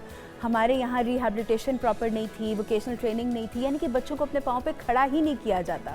तो फिर मैंने उस सिलसिले में उसके बाद सोच के तो हम मशअल राह का आगाज़ किया कि जहाँ जहाँ पाकिस्तान में गैप होंगे वो मैं उसको फ़िल करूँगी। और मैं उन लोगों में से नहीं थी कि मैं खाली इस चीज़ पे एक ड्राइंग रूम में बैठ के रोती धोती कि हाय मेरे बच्चों के लिए इंस्टीट्यूट्स नहीं है, स्कूल नहीं है, तो अब मैं क्या करूँगी। और जब मुझे ये एहसास होना शुरू हो गया कि ना इस सोसाइटी ने मेरे बच्चों को संभालना है, खुद ही करना पड़ेगा। आपकी तो डिग्री मेरे ख्याल में फैशन डिज़ाइनिंग की थी और आपका शोबा भी वही था, तो उसकी कुर्बानी भी दी आपने? बिल्कुल। हर आम बच्चियों की तरह मुझे था कि मैं फ़ैशन की दुनिया में बस फट्टे चुकने वाली हूँ और मैंने बस सब कुछ करना है। लेकिन अल्लाह ताला के अपने ही राज हैं, अपने ही जर्नी थी। तो उसके बाद लेकिन मैं हमेशा एक बात कहती हूँ कि वो आजमाइशें जो आपको अच्छा और बेहतर इंसान बना दें वो सर का ताज होती है। तो अल्हम्दुलिल्लाह अल्लाह ताला ने 2 बहुत ही प्यारे बच्चे दिए। और डॉक्टर्स ने, वैसे मेरे बच्चे मुआवजा भी हैं, मेरे बच्चों को जो डिज़ीज़ है वो बहुत रेयर है दुनिया में, 1 in 10 मिलियन। और इस डिज़ीज़ में बच्चे 2 से 4 साल के बाद सरवाइव नहीं कर सकते क्योंकि ब्रेन सेल्स की डीजनरेशन शुरू हो जाती है। और बस वो अल्लाह से दुआओं का वो ऐसा सिलसिला शुरू हुआ, और मैंने अल्लाह ताला से उस वक्त वादा कर लिया था आज से 20 साल पहले कि मैं अपनी ज़िंदगी वक्फ़ कर दूंगी अल्लाह ताला के काम के लिए और बच्चों के लिए। मुझे मेरे बच्चों की ज़िंदगी चाहिए। तो अल्हम्दुलिल्लाह मेरा बेटा भी 20 इयर्स क्रॉस कर गया, और डॉक्टर्स जब देखते हैं तो वो हैरान होते हैं कि ये कैसे है, लेकिन अल्लाह के। तो आपने सिर्फ अपने बच्चों के लिए नहीं किया आमना साहबा, आपने तो पूरे पाकिस्तान के बच्चों के लिए बीड़ा उठाया, इसको चैलेंज समझ के। और आपके हस्बैंड, आप बता रही थी कि उन्होंने डिसओन तो किया, लेकिन क्या उन्होंने आपका साथ भी छोड़ दिया या वो नहीं जी, साथ भी छोड़ दिया, और बहुत सारे केसेस, बहुत सारी चीज़ें चल रही हैं। एनीवेज, अल्लाह ताला ने हर एक का अपना एक रखा होता है, अल्लाह ताला इबरत का निशान बनाए ऐसे फादर्स को। हम तो ये कहते हैं कि यतीम के सर पे भी आप हाथ रखें। तो जो इंसान अपनी ही औलाद को छोड़ दे इस वजह से कि वो व्हील चेयर पे है या वो ज़िंदगी में आगे कुछ कर नहीं सकेगा, तो वो तो इंसान भी नहीं है। अच्छा, लेकिन हम ये देखते हैं आमना साहिबा कि बहुत सारी फैमिलीज़ का यही रोना है, बहुत सारी फैमिलीज़ के अंदर ये मसाइल हैं कि फादर्स जो हैं स्पेशली वो पीछे हट जाते हैं। वो ऐसे मौक़ों पर माँ के हवाले करके बच्चों से बिल्कुल लाताल्लुकी इख्तियार कर लेते हैं। बहुत सारी एग्जांपल्स हमारे सामने मौजूद हैं, एक आपकी और बहुत सारी ऐसे सोसाइटी के अंदर फैमिलीज़ मौजूद हैं। लेकिन ये चेंज क्या आप सोसाइटी के अंदर ला पाई कि फ़ादर भी एक्सेप्टेंस दें, क्योंकि ऑब्वियसली ये सिर्फ माँ तो पाल सकती है, लेकिन फाइनेंशियली एक सपोर्ट बहुत ज़रूरी है। और जब बच्चे डिसेबल हों या किसी भी किस्म का हैंडी हो, आजमाइश से गुजरे हो, तो उस वक्त फ़ादर की ज़रूरत सबसे ज़्यादा होती है, इमोशनली भी, फाइनेंशियली भी। तो आप ये चेंज ला पाई हैं अपनी इस फाउंडेशन के थ्रू, पेरेंट्स से मिलती हैं आप? ऐसे है कि जानवरों को एहसास नहीं सिखाया जा सकता। अगर किसी आदमी में इतना भी हौसला नहीं है कि अपनी ही पैदा की हुई औलाद को वो छोड़ने का अगर इतना हिम्मत और हौसला रखता है ना, आप उसको बदल नहीं सकते। तो ये माइंडसेट चेंज करना मुश्किल है, लेकिन वो जो एक माइंडसेट हमारी सोसाइटी का ओवरऑल चल रहा था कि लोग गुजरते हुए ऐसे बच्चों को देखते थे तो मुंह मोड़ लेते थे, अस्तगफिरुल्लाह करते थे। अब हमने ये किया उस सिलसिले में कि हमने इंटर्नशिप प्रोग्राम शुरू कर दिए। जितने यूनिवर्सिटीज़ और कॉलेजेस के बच्चे हैं हम उनको बुलाते हैं, हमारे बच्चों के साथ वो 2-2 महीने गुजारते हैं। और लिटरली ऐसे बच्चे होते हैं जो पहले आके शुरू में डर रहे होते हैं, वो आके इनके साथ टिकटॉक्स और अपनी तस्वीरें और रील्स बना रहे होते हैं, और उनका वो बाद में इनको मिस करते हैं और बार बार चक्कर लगाते हैं। मेरा ये मानना है किसी सोसाइटी का अगर माइंडसेट चेंज करना है तो उसकी यूथ का माइंडसेट चेंज करना है। अगर हमारी यूथ एक्सेप्ट करना शुरू हो जाएगी ना, आने वाली नस्लें खुद ही चेंज हो जाएंगी, खुद ही एक्सेप्टेंस आना शुरू हो जाएगी। अब जो हमारे बुजुर्ग हो चुके हैं और जो उनका माइंडसेट है, आप नहीं बदल सकते। बिल्कुल ज़बरदस्त। और ये ज़बरदस्त काम भी आप कर रही हैं। एक तो ये कि कैंपस कहाँ कहाँ पर हैं, वहाँ पर कितने बच्चे हैं, किस तरह से इनकी ग्रूमिंग हो रही है, सिर्फ एजुकेशन नहीं, उनकी पूरी जो उन्होंने लाइफ, उनकी जर्नी है, जो चैलेंजेस उनको सामना करना है, उनको किस तरह से तैयार कर रही हैं उसके लिए? अच्छा, जो स्पेशल नीड्स है ना, मैं बताना चाहूँगी कि we are the only organization of Pakistan जो सारी डिसेबिलिटीज़ में इस वक्त हम लोग काम कर रहे हैं। Okay. शुरू में मुझे लोगों ने कहा कि कोई एक चीज़ पे फोकस करो, और मुझे शायद उस वक्त खुशफहमी थी या गलत फहमी थी। मैंने कहा मेरे से अगर एक डिसेबिलिटी को मैंने काम ना किया ना, तो वो बच्चे मेरी ममता से दूर हो जाएंगे। तो वो उस वक्त आई वाज काफ़ी ज़्यादा मैं सोच रही थी। लेकिन ये कि हमने अल्हम्दुलिल्लाह अब इस वक्त हमारे पास ब्लाइंड बच्चे और बच्चियां हैं, डेफ बच्चे और बच्चियां हैं, ऑटिज़म के साथ हैं, डाउन सिंड्रोम के साथ हैं। अनफॉर्चुनेटली पाकिस्तान में 12-13 साल के बाद कोई स्कूल इन बच्चों को नहीं रखता। अब ये एडल्ट बच्चे बड़े हो रहे हैं, फिज़िकली ग्रो कर रहे हैं, इमोशनल नीड्स इनकी भी हैं, फिज़िकली बड़े हो रहे हैं, लेकिन मेंटली ये छोटे बच्चे रह जाते हैं। तो इनकी कहाँ पे हम वो करेंगे? तो हमारे इंस्टीट्यूट का मेन फोकस ये है कि हम इंडिपेंडेंट लिविंग की तरफ इनको लेकर आ रहे हैं। हमारा मकसद खाली पढ़ाई नहीं है, हम ये चाह रहे हैं कि बच्चा जो है ना वो अपनी माँ के बगैर भी किसी के मोहताज ना रहेंगे, बिल्कुल 4-6 घंटे गुजार सके। उसको पता हो उसने खाना कैसे गर्म करना है, ज़रूरत के टाइम वो टैक्सी लेके अपनी ग्रॉसरी कर सके, उसको हॉस्पिटल का पता हो, उसको टैक्सी बुलाने का पता हो, ATM से पैसे निकालने का पता हो। हम उसको इतना इंडिपेंडेंट कर रहे हैं कि वो अपनी लाइफ गुजार सके। आज से 2.5 साल पहले मेरे पास एक एडमिशन आया। ही इज़ 45 ईयर्स ओल्ड और उसके दोनों पेरेंट्स हयात नहीं हैं। और जब उसके बहन भाई मेरे पास छोड़ के गए उस बच्चे को, तो उन्होंने कहा इसको अडॉप्ट कर लो और इसको कर लो, ये पता नहीं अब सर्वाइव कैसे करेगा। आपको पता है एक माँ अपने स्पेशल नीड्स बच्चे के लिए किस तरह जान छिड़कती है। और उस बच्चे के बाद हमने इस चीज़ को ज़्यादा इम्प्लीमेंट करना शुरू किया, क्योंकि ये वक्त किसी के ऊपर भी आ सकता है। कल को मैं नहीं रहूँगी, मेरे बच्चों को किसने देखना है, कैसे ये इंडिपेंडेंट, इनको करना बहुत ज़्यादा ज़रूरी है। तो हमारा मेन फोकस इंडिपेंडेंस की तरफ है। आपने पूछा हम कहाँ हैं, हम लाहौर में इस वक्त काम कर रहे हैं, सियालकोट में हमने खोल लिया, रावलपिंडी में हम कर रहे हैं, मुल्तान में DHA ने हमें लैंड गिफ्ट कर दी। हम पाकिस्तान का पहला प्रोजेक्ट नर्सिंग होम के नाम से, नूरे मस्कन के नाम से लेकर आ रहे हैं, तो जहाँ पे बच्चे रह भी सकेंगे। नूरे मस्कन। अच्छा आमना साहिबा, आप दिरसा से आप बता रही हैं कि आप इन बच्चों को स्किलफुल भी बना रही हैं ताकि ये बच्चे अपनी ज़िंदगी में ख़ुद आगे बढ़ सकें। बच्चों के लिए जॉब्स अपॉर्चुनिटी अभी भी हमारी सोसाइटी के अंदर बच्चों के लिए उस तरह से जॉब्स नहीं है, स्पेशल बच्चों के लिए। तो क्या आप इदारों के साथ कांटेक्ट में भी रहती हैं, यूनिवर्सिटियों के साथ, कॉलेज के साथ, या इस तरह के जो फॉर्म्स हैं जहाँ पर जॉब्स इनको मिल सके? जैसे कि अभी आप बता रही थी कि हमाद हमारे साथ मौजूद है, हमाद ऑलरेडी रेडियो पर काम भी कर रहा है, इंटर्नशिप कर रहा है। तो इस तरह के बच्चों को फाइनेंशियली भी स्ट्रॉन्ग किया जा सके। पेरेंट्स का साथ हमेशा साथ, आपने खुद कहा, नहीं होगा, तो उनको इंडिपेंडेंट होने के साथ साथ फाइनेंशियली स्ट्रॉन्ग भी किया जा सके, वो अपने लिए खुद कमा सकें और खा सकें।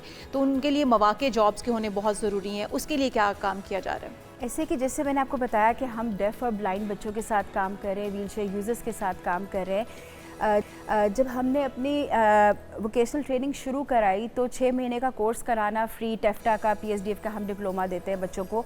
उसके बाद हमें इमीडिएटली एहसास होना शुरू हो गया था कि वो बच्चे ज़्यादा डिप्रेशन में जा रहे हैं, क्योंकि वो लोग खुशी खुशी आके कोर्स तो कर रहे हैं, जो हम्बल घरों के बच्चे हैं, और इसी उम्मीद से कि शायद उनके फादर्स भी उनको ताने मारते होंगे कि अंधे हो, लूले हो, लंगड़े हो, क्या करोगे, क्या ये क्या होगा। तो वो बड़ी डिप्रेशन से उठ के हमारे पास आ रहे थे पूरे पंजाब से बच्चे कोर्सेज करने के लिए। तो मुझे ये बहुत जल्दी एहसास हो गया था कि हमारी जो कॉर्पोरेट साइड है और जो फैक्ट्रीज़ हैं वो कहते तो हैं कि हम साथ दे रहे हैं, लेकिन एक्चुअली वो जॉब्स नहीं देते। हमने लोगों के साथ मैंने मिलना शुरू किया और लिटरली वो कहते हैं ना, घसीट के लाने वाली बात थी कि प्लीज़ एक दफ़ा आके हमारे इंस्टीट्यूट को आप विज़िट करें, हमारे बच्चों को मिलें और ख़ुद अपनी आंखों से देखें। जितने लोग आए दे वर सरप्राइज। हमारा जी माशाल्लाह स्टेट बैंक ऑफ पाकिस्तान से हमारा MOU था। जितने बच्चे हमारे यहाँ से पढ़ के निकलते हैं जो नहीं कर सकते हैं, जॉब नहीं कर सकते हैं, उनको लोन मिलता है वहाँ पे।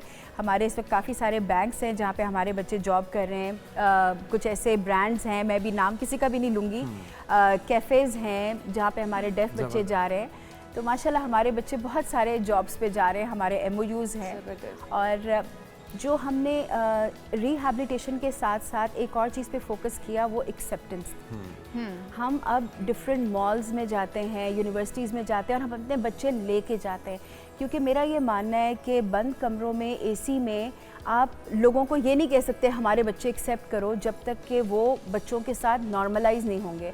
आज हम अपने बच्चे यहाँ पे लेकर आए हैं, अभी मेरे और भी बच्चे बैठे हैं, जब वो आके करेंगे सारे बच्चों की तरह आम बच्चे, अल्लाह ताला ने इनको ख़ास बनाया है। और मैं जितनी माएँ आती हैं मेरे पास, मैं उनसे हमेशा एक बात कहती हूँ कि आप यकीन रखें कि अल्लाह ताला गलती नहीं करता और ये बच्चे किसी गलती की सज़ा नहीं, ये एक आजमाइश है, आजमाइश है, और शायद आपको ये अच्छा इंसान बनाने के लिए आजमाइश है, अल्लाह ताला का रहम है। और हम हमेशा ये कहते हैं कि ये तो जन्नत के टिकट है हमारे पास। अच्छा, मरियम साहिबा ने भी स्पेशल बच्चों के लिए एक स्कूल का इनाकात किया, उसमें भी उनका अपना भांजा भी है, अस्मा नवाज़ का बेटा, जो कि ख़ुद स्पेशल बच्चा है। उन्होंने इसी तहत गवर्नमेंट लेवल पर, अब इसकी एक्सेप्टेंस हो गई है, गवर्नमेंट लेवल पर इस लिहाज से सोचा जा रहा है कि स्कूल बनाए जाएँ, उनको तरबियत दी जाए, वहाँ पर हुनर सिखाए जाएँ।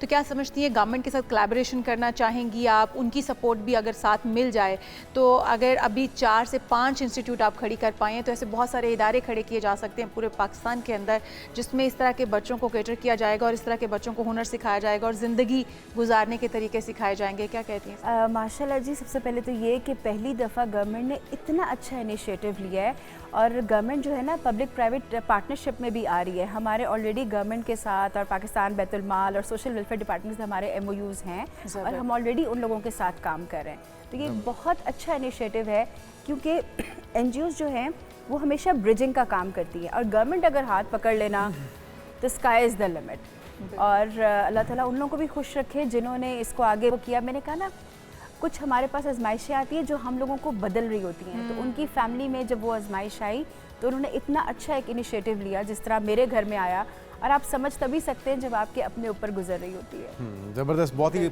शानदार काम हो रहा है और हमें पूरी सोसाइटी को इसमें कंट्रीब्यूट करने की ज़रूरत है।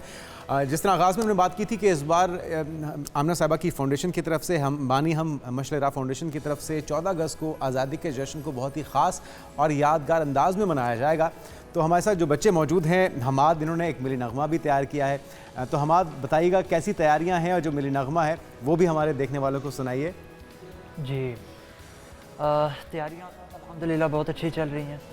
माइक को ऊपर कर लीजिए। जी, अल्हम्दुलिल्लाह तैयारियाँ बहुत अच्छी चल रही हैं और ऑलमोस्ट हर चीज़ कंफर्म हो चुकी है और तैयारी भी अब कंप्लीट है। अब बस मेन इवेंट का इंतज़ार है कि जब वो आए तो फिर इंशाल्लाह परफॉर्म भी करें।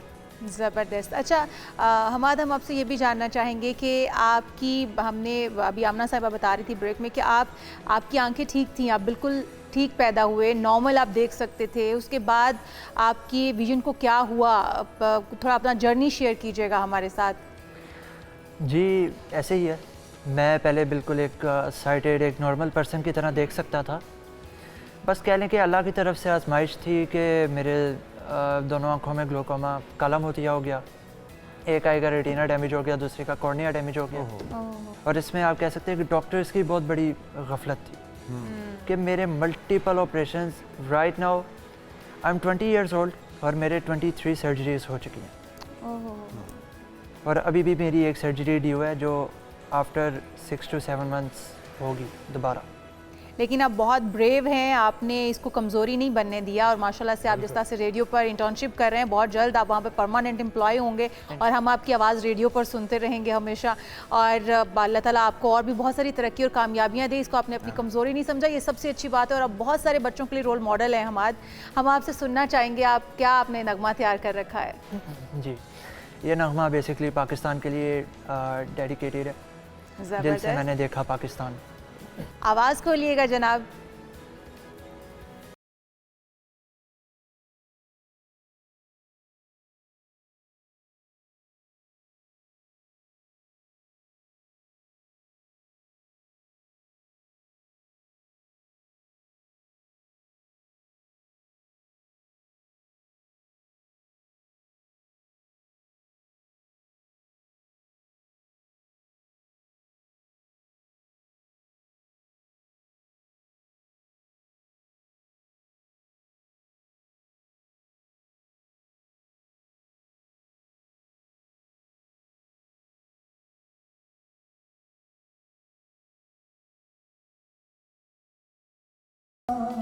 ज़बरदस्त आवाज़, बहुत खूबसूरत आवाज़ है आपकी और आप इसी तरह से छाए रहें और इसी तरह से नगमे भी पाकिस्तान को डेडिकेट करते रहें। बहुत सारे, आपकी तो आवाज़ में इतना जादू है कि आप सिंगिंग करेंगे, इंशाल्लाह बहुत अच्छे सिंगर बनेंगे। हमारे साथ आमना भी मौजूद है। आमना की कैसी तैयारियां हैं? आमना आप बताइए, हमाद, अगर आप किस तरह से सेलिब्रेट कर रहे हैं? हैंडी आगे दे दें जी। 14 अगस्त की तैयारी कैसी है आपकी आमना?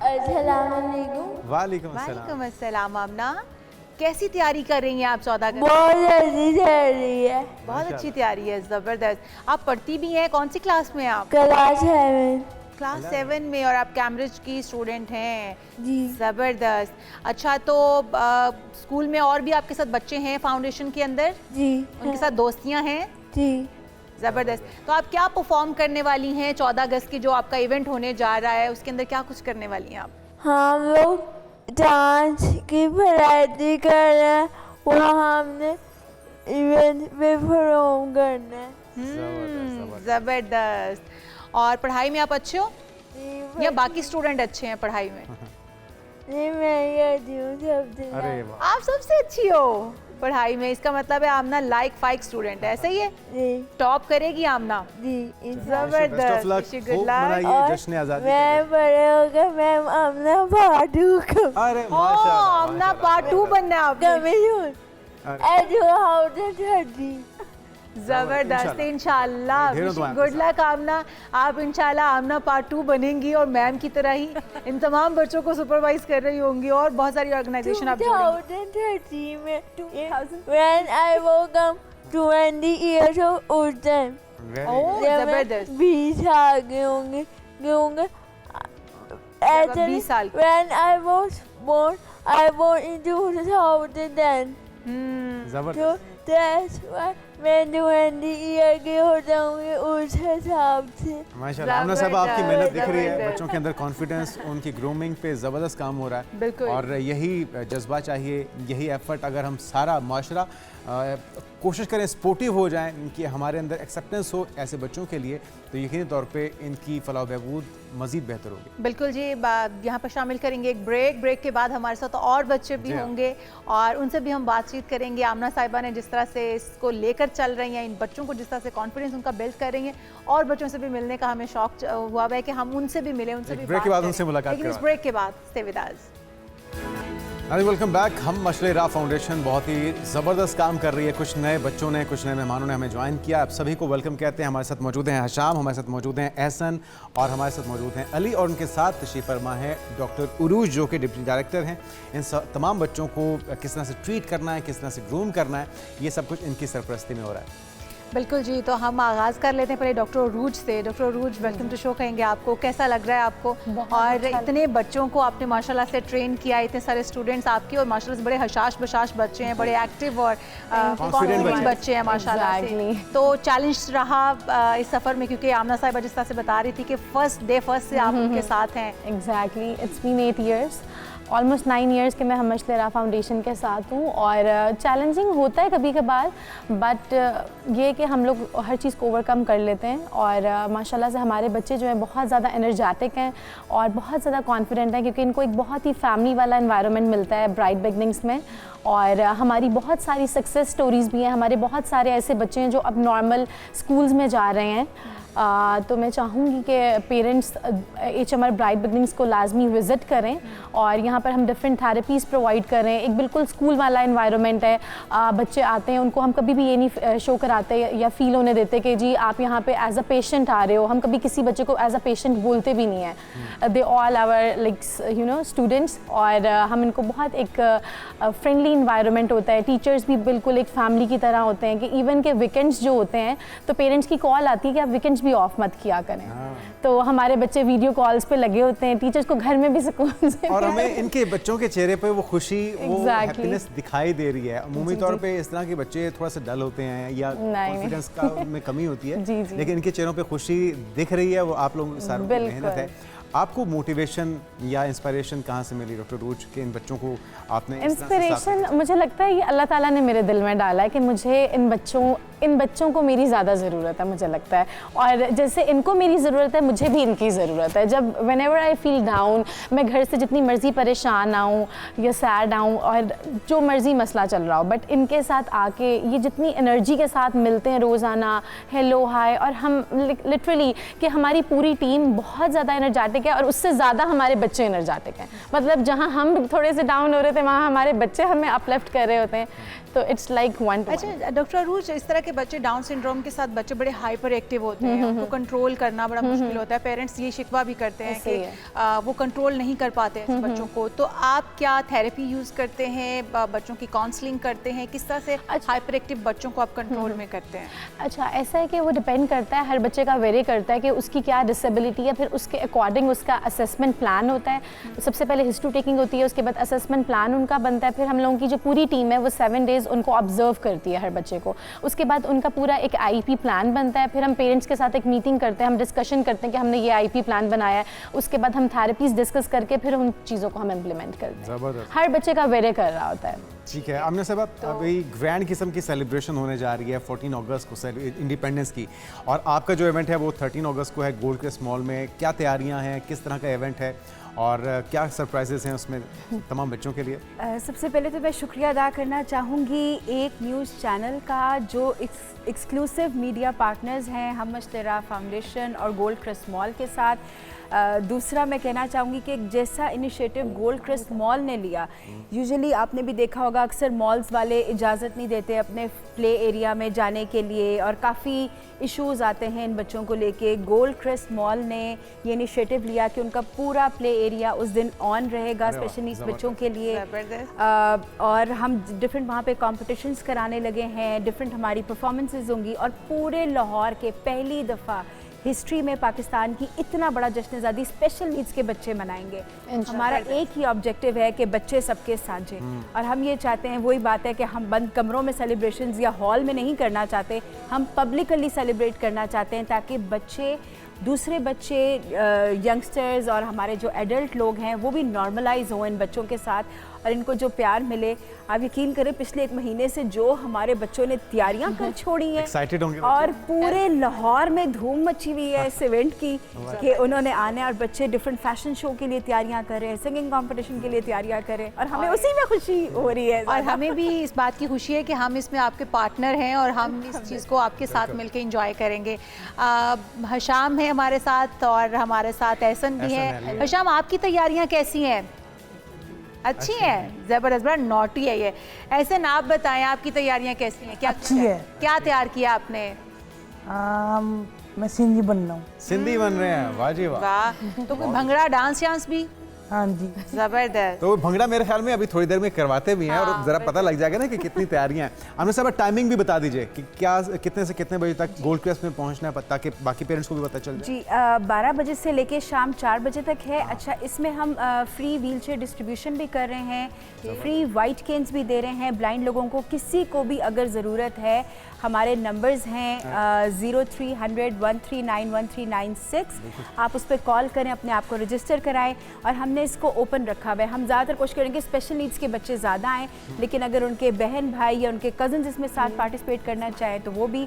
हमारे तकरीबन 75 वॉलंटियर्स किए हैं बच्चों ने, जो इंटर्नीज हमारे पास आ रहे थे कि हमने इस इवेंट को खुद सारा सजाना भी है और लेके भी चलना है। तो ये जो कोलैबोरेटिव इवेंट्स होते हैं जिसमें मीडिया पार्टनर्स इतने ज़बरदस्त तरीके से सामने आते हैं, जिसमें एक मॉल सामने आ जाता है, गवर्नमेंट लेवल पर भी लोगों ने हमें साथ इस पर सपोर्ट किया, डिफरेंट स्कूल्स, यानी कि जितने स्पेशल एजुकेशन के स्कूल्स हैं, तो इससे इतना अच्छा एक पाकिस्तान का इमेज जाता है। एक वो जो हम पाकिस्तान के बारे में हमेशा ये कहते हैं जी, ये भी नहीं है, वो भी नहीं है, इश्यूज जो सेगमेंट शिकायत ही करते रहते हैं, शिकायत है, तो शिकायतों से बाहर निकलते हैं, सब मिलके जश्न आज़ादी मनाते हैं, और पाकिस्तान हम सबका है और हम सबको मुबारक। हम सब पाकिस्तान के हैं। बहुत शुक्रिया आमना आफ्ताब साहिबा हमारे साथ मौजूद थी, डॉक्टर अरूज, हशाम, एहसन, अली, और अब भंगड़ा भी हो जाए फिर बच्चों। अब सेलिब्रेशन का वक्त है और आपको जरा दिखाते हैं कि 13 अगस्त को जो सेलिब्रेशन होनी है, ग्रैंड सेलिब्रेशन होनी है, उसकी तैयारी हमने कैसी रखी है। तो आइए बच्चों, सभी आ जाएं, बल्कि हम भी आपके साथ आते हैं।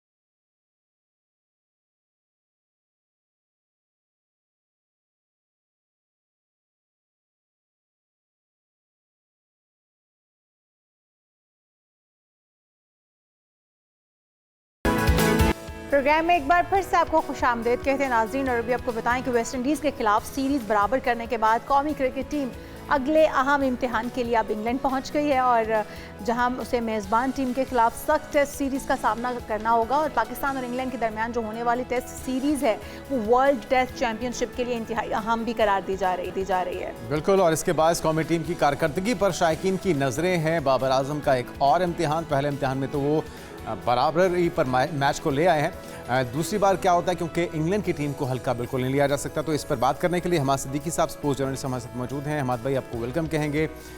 एक और खड़ा है, एक तो ये कि हमारी टीम का ऐलान वक्त पर होना कितना ज़रूरी होता है, क्योंकि हम देख रहे हैं कि इंग्लैंड के स्क्वाड का तो ऐलान कर दिया गया है, और क्या तब्दीलियाँ होनी चाहिए? जो आखिरी टेस्ट में जीतने वाला फातेह स्क्वाड है उसी को कंटिन्यू किया जाए, कुछ उसमें भी तब्दीलियाँ होनी चाहिए? थैंक यू, बहुत बहुत शुक्रिया। देखिए जुनैद, कंडीशन टोटली डिफरेंट है as compare to West Indies. England की पिचेज है वो फास्ट बॉलर को सूट करती हैं। यही वजह है कि इंग्लैंड का जो 15 का प्रोबेबल है जो मुमकिन खिलाड़ी, उसमें 7 फास्ट बॉलर्स हैं। तो ये जाहिर करता है कि पिच कैसी होगी, ऑब्वियसली फास्ट बॉलर को सपोर्ट करेगी। अब हमारी टीम जो है वो इंग्लिश कंडीशन में हमेशा से स्ट्रगल करती है। दुनिया की कोई भी टीम जाती है पहला टेस्ट वो आपको बिल्कुल, क्योंकि आपको कंडीशन से यूज टू नहीं हुए होते, तो आपको एलियन कंडीशन में खेलना, उसमें एडजस्ट करना लिटरली इम्पॉसिबल नजर आता है। अच्छा, इंग्लैंड ने जो 7 फास्ट बॉलर पिक किए हुए इसमें इसको अब तक के 15 के स्क्वाड में, उसमें जोफ्रा आर्चर जो अभी इंडिया के खिलाफ जबरदस्त परफॉर्मेंस दी, ब्रैडन कास हैं, जॉर्ज टोंगे हैं, ये 3 तो खेलेंगे जो नजर आ रहा है। एक की शायद पैटर्निटी लीव हो जाएगी, कास ना खेले, लेकिन उनके बाकी जो रिसोर्सेज हैं वो आइडियली सूट कर दिया। अच्छा, इनको अगर हम बॉलिंग टू बॉलिंग मैच कर लें तो पाकिस्तान के पास भी कम बॉलर नहीं है इन कंडीशन में, इंग्लिश कंडीशन में। मैं कहूँगा कि पर्थ में या साउथ अफ्रीका के पिच में और होता है, लेकिन सीमिंग कंडीशन में आपके पास मोहम्मद अब्बास है जो कि इंग्लैंड में इतने अरसे से काउंटी खेल रहे हैं, 891 उनकी फर्स्ट क्लास विकेट्स हैं, साथ साथ मोहम्मद अली और खुरम शदाद, और ये वो बॉलर हैं अगर आपको आपके स्लिप कॉर्डन के फील्डर इनको सपोर्ट कर दें और बैटिंग थोड़ा सा दम दिखा दें। देखिए, अगर रन ही बोर्ड पे नहीं होंगे तो बॉलर कुछ नहीं कर सकता। आपको कम से कम क्वेश्चन चाहिए मैच में लड़ने के लिए कि आपकी बैटिंग कुछ ना कुछ करके दिखाए। अगर इंग्लैंड का आपको नजर आया होगा कि बेन स्टोक की कैप्टनसी से रिटायरमेंट, टीम से रिटायरमेंट के बाद उन्होंने अपने कोच को हटाया, जो रूट को 4 साल के बाद दोबारा कोच लेकर आ रहे हैं, और दोबारा न्यूजीलैंड ही के स्टीवन फ्लेमिंग अब उनके कोच हैं। अच्छा, इनकी अगर परफॉर्मेंस देख ली जाए head to head Pakistan and England, 92 test matches दोनों टीमों ने खेले ना, and out of 92 England have won 30 and Pakistan have 23, सिर्फ 7 का डिफरेंस है। लेकिन ये 7 का डिफरेंस समझने की जरूरत है। जो अवे सीरीज है उसमें इंग्लैंड पाकिस्तान आके 12 टेस्ट मैच जीता और पाकिस्तान इंग्लैंड जाके सिर्फ 6 टेस्ट मैच जीता। अब इसी तरह वर्ल्ड टेस्ट चैंपियनशिप में जो वेस्ट इंडीज और पाकिस्तान का था वो 8वें और 9वें नंबर। इस बार भी इंग्लैंड को होम ग्राउंड का एज तो हासिल होगा, लेकिन क्योंकि हमारी परफॉर्मेंस अगर हम वेस्ट इंडीज़ के अगेंस्ट देखें तो जो आखिरी सीरीज़ थी, जो आखिरी मैचेस थे, उनमें काफ़ी बेहतर नज़र आई हमें। हमारे बैटर्स भी कुछ चले, हमारे बॉलर्स भी अच्छी परफॉर्मेंस दिखाने में कामयाब रहे, जिसके बायस हम बराबर करने में सीरीज़ कामयाब हो पाए। तो आप समझते हैं कि आपने कहा कि वहाँ पर सिचुएशन डिफरेंट होगी, वहाँ पर पिचेस की कंडीशन डिफरेंट होगी, लेकिन जो इस वक्त हमारी टीम फॉर्म में है, क्या आप उससे उम्मीद या तवक्को हमें लगानी चाहिए कि इंग्लैंड के अगेंस्ट भी वो अच्छी परफॉर्मेंस दे सकते हैं, या फिर इंग्लैंड अपने होम ग्राउंड का एज हासिल कर पाएगा? हमेशा हर टीम को अपने होम ग्राउंड का एडवांटेज तो होता है, इसमें तो कोई शक ही नहीं। और अभी इंडिया से सीरीज खेले हुए हैं तो इंडिया तगड़ी टीम है, हम वेस्ट इंडीज से खेल कर आ रहे हैं, तो कंपैरिजन देख लें, आप किसी टफ टीम से खेले होते हैं तो आपकी गेम का लेवल और होता है, और आप अपनी जैसी टीम से खेलते हैं, और वो भी जिस पिच पे हम मैच जीते हैं वो एशियन पिच थी, और सरफराज ने और बाबर आजम ने उसको रीड करके स्पिनर को खिलाया और मेन बॉलर अब्बास को बाहर बैठाया, जिस पर बड़ी क्रिटिसिज्म भी हुआ। लेकिन ये वो पिच है जिस अभी मैं देखिए, इंग्लैंड ने वर्ल्ड टेस्ट चैंपियनशिप में अब तक 13 टेस्ट मैच खेले, उनको ज्यादा टेस्ट मैचेस मिलते हैं। हमने इस वर्ल्ड टेस्ट चैंपियनशिप के साइकिल में 2025 से 27 में अब तक सिर्फ 6 टेस्ट मैच खेले, और हम इन 6 में से सिर्फ कितने जीते, हमने 2 मैच। तो इंग्लैंड ने नंबर ऑफ टेस्ट मैचेस बहुत ज्यादा खेलनी है।